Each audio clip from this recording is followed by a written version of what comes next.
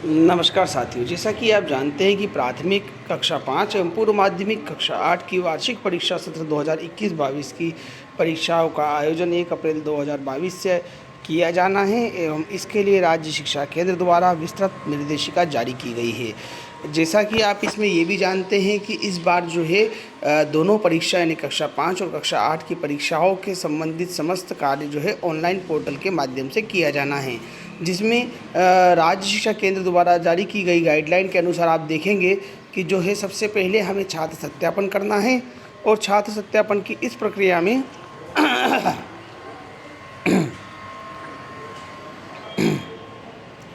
सबसे पहले संबंधित शाला प्रभारी जो होंगे उन संबंधित शाला प्रभारी को आरएस के पोर्टल द्वारा जो है बच्चों का सत्यापन करना है जो कि कक्षा 5वीं और कक्षा 8वीं में अध्ययनरत हैं। अब ऐसे बच्चों का सत्यापन जो कि कक्षा 5वीं और कक्षा 8वीं में अध्ययनरत है, उन बच्चों का सत्यापन करने की जो प्रक्रिया होगी वो क्या होगी उसके बारे में हम आपसे आज चर्चा करेंगे। सबसे पहले हमें पोर्टल पे दर्ज छात्र जो हैं वो पोर्टल पे जो भी दर्ज है छात्र, उन दर्ज छात्रों को प्रदर्शित होगा, उनकी त्रुटिपूर्ण जानकारी अगर कोई है तो उसमें सुधार करेंगे। किसी छात्र का नाम अगर उसमें नहीं है तो उसे जोड़ेंगे और अगर है और हमारे यहाँ अध्ययनरत नहीं है तो उसे हम अनमैप करेंगे। इस तरह की 3-4 कार्रवाई आपको 21 मार्च 2022 तक करना है। तो इस समय सीमा निर्धारित है साथियों, इस समय सीमा में हमें कार्रवाई करना है। तो चलिए चलते हैं हम पोर्टल की ओर।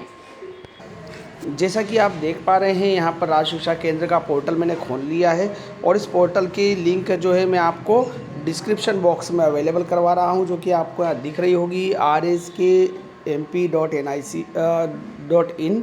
तो ये जो rskmp.in आपको वेब ब्राउज़र में मोबाइल से टाइप करना है। अब हम यहाँ पर देखेंगे कि मोबाइल से आप किस तरह से बच्चों का वेरिफिकेशन कर सकते हैं और बहुत ही आसान प्रक्रिया है। दूसरी बात मैं आपको बता दूं कि कल दिन भर ये साइट बंद रही थी, सर्वर काफ़ी डाउन था, लेकिन आज ये साइट फिर से चालू हो चुकी है और हमें ये इनके प्रकरण अपने बच्चों का सत्यापन करके अगली कार्रवाई को आगे बढ़ाना है। तो सबसे पहले मैं आपको बता देता हूँ यहाँ पे आपको क्या करना होगा। यहाँ पे आपको अपना यूनिक आईडी दर्ज करना है और यहाँ पे आपको अपनी डेट ऑफ बर्थ दर्ज करना है। तो यूनिक आईडी और डेट ऑफ बर्थ आपको वही दर्ज करना है जो कि आपके सर्विस रिकॉर्ड में है। यहाँ पे जो कैप्चा आपको दिख रहा है, कैप्चा ऑटो फिल है, यानी कैप्चा आपको दर्ज करने की आवश्यकता नहीं होगी। तो चलिए मैं शुरू करता हूँ। मैं यहाँ पर अपना यूनिक आईडी और अपना डेट ऑफ बर्थ को मेंशन करता हूँ और उसके बाद मैं यहाँ पर आगे बढ़ता हूँ। चलिए आप देख रहे हैं मैंने अपना यूनिक आईडी और डेट ऑफ बर्थ यहाँ पर दर्ज कर दिया है, कैप्चा ऑटो फिल आ चुका है और सिक्योरिटी रीज़न से यहाँ पर मैंने यूनिक आईडी और अपना जो डेट ऑफ बर्थ है इसको हाइड किया हुआ है। तो और हम यहाँ पर अपना डेटा डालने के बाद लॉगिन वाला बटन जो आपको यहाँ पर दिखाई दे रहा है, इस लॉगिन वाले बटन पर क्लिक करेंगे और लॉगिन करेंगे। जैसे आप क्लिक करेंगे यहाँ पर कुछ इस तरह का पोर्टल आपको देखने को मिलेगा। ये आपको जो पोर्टल यहाँ पर दिखाई दे रहा है, इस पोर्टल में आपको क्या क्या करना है हम बात करेंगे। तो आपको यहाँ पर जो है पोर्टल पे आपको अपनी जानकारी दिखाई देगी, जैसे कि आप देख पा रहे हैं यहाँ पर आपको अपना नाम दिखाई दे रहा है और आपका पद डेजिग्नेशन दोनों चीज़ यहाँ पर दिखाई दे रही है। और यहाँ पर आप देखेंगे आइटम बुक है, यहाँ पर 5वीं 8वीं एनुअल एग्ज़ाम का है और यहाँ पर लॉग आउट है। तो हमें लॉग आउट जब सब काम हो जाए तो लॉग आउट कर देना है। इससे पहले हम यहाँ पर अब बात करेंगे हमारे बच्चों के सत्यापन की प्रक्रिया को जानने के लिए। तो बच्चों की सत्यापन प्रक्रिया जानने के लिए सबसे पहले आपको यहाँ पर क्लिक करना है। जैसे ही आप 5वीं 8वीं एनुअल एग्ज़ाम वाले बटन पर क्लिक करेंगे तो आपको यहाँ पर 3 ऑप्शन दिखाई देंगे। पहला होगा स्टूडेंट वेरिफिकेशन, दूसरा होगा स्टूडेंट एड और तीसरा होगा रिपोर्ट। तो साथियों सबसे पहले आपको क्या करना है, आप यहाँ पर अपना स्टूडेंट वेरिफिकेशन करेंगे और स्टूडेंट वेरिफिकेशन से पहले आप चाहे तो यहाँ पर रिपोर्ट भी देख सकते हैं। जैसे रिपोर्ट वाले आइकॉन पे आप क्लिक करेंगे तो यहाँ पे रिपोर्ट आपको दिखाई देगी। ये यहाँ पे आप देखेंगे, ये यहाँ पे रिपोर्ट वेरिफिकेशन प्रोग्रेस रिपोर्ट जिसको हम बोलते हैं।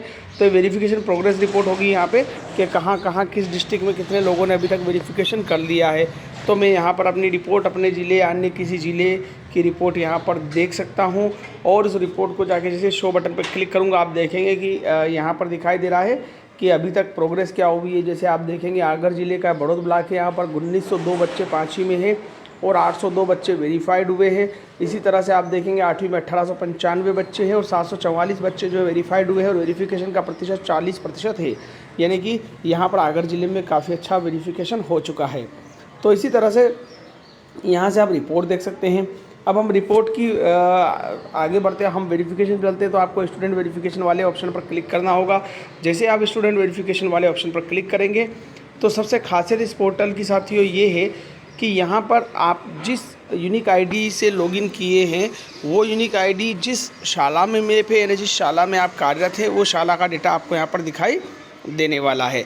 तो आपको वही डेटा दिखाई देगा जिस शाला में आप कार्यरत है। अब आपको यहाँ पर अपनी क्लास को सिलेक्ट करना है और शो वाले बटन पर क्लिक करना है। तो चलिए मैं शुरू करता हूँ। यहाँ से मैंने अगर क्लास सिलेक्ट किया 5th और यहाँ पे शो वाले बटन पर क्लिक किया तो कुछ इस तरह से मेरा डिटेल यहाँ पर आ जाएगा। यहाँ पर आप देखेंगे कि यहाँ पे जो है मेरा पूरा डिटेल आपको दिखाई दे रहा होगा कि कौन सी स्कूल में कार्यरत हूँ या हमारा इसका यूनिक आईडी क्या है। सारा डेटा आपको यहाँ पर आसानी से दिखाई देगा।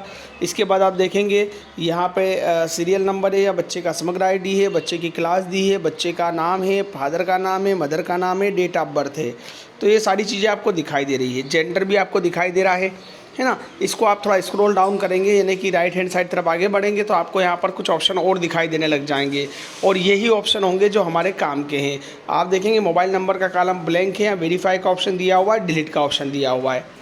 तो सबसे पहले हमें क्या करना है, हमें जो समग्र आईडी और बच्चों के नाम दिए हुए हैं आप देख पा रहे हैं। मेरी स्कूल में टोटल 9 एंट्री आपको दिखाई दे रही है। यहाँ पर एक चीज़ हो रही है कि आपको टोटल एंट्री कितनी है आपके स्कूल की दिखाई देगी। यहाँ शोविंग 1 to 9 ऑफ 9 एंट्रीज़, यानी कि टोटल 9 बच्चे हमारे यहाँ पर दर्ज है, 9 एंट्रीज़ हैं और उसमें से 9 ही एंट्री आपको यहाँ पर दिखाई दे रही है। अगर कुछ एंट्री ज़्यादा होती तो वो मुझे अगले पेज पर दिखाई देती और यहाँ पर उन टोटल नंबर ऑफ एंट्री की संख्या यहाँ पर मुझे आसानी से दिखाई देती। तो यहाँ पे ये चीज़ आपको होगी कि यहाँ पे आप देख सकते हैं ये जो है नंबर ऑफ एंट्री यहाँ पे दिखाई दे रही है। यहाँ पेज को आप आगे बढ़ा सकते हैं अगर और भी बच्चे आपके हैं तो। अब मुझे क्या करना है कि इन बच्चों का पता करना है कि जो समग्र आईडी है तो समग्र आईडी के साथ बच्चा ये जो हमें दिख रहा है क्या ये मेरे स्कूल में है या नहीं है। विशाल सिंह आत्माराम, अगर ये है तो इसकी मम्मी का नाम यही है क्या, इसकी डेट ऑफ बर्थ सही है क्या, मेल यानी कि ये मेल फीमेल जो जेंडर है वो सही है क्या, कैटेगरी सही है क्या। तीसरा मोबाइल नंबर इसका अगर बच्चे का है जो दे रखा है वो सही है क्या और नहीं है तो उसमें आपको दिखाई देगा। अब यहाँ पर आपको क्या करना होगा, इस बच्चे को करना होगा वेरीफाई।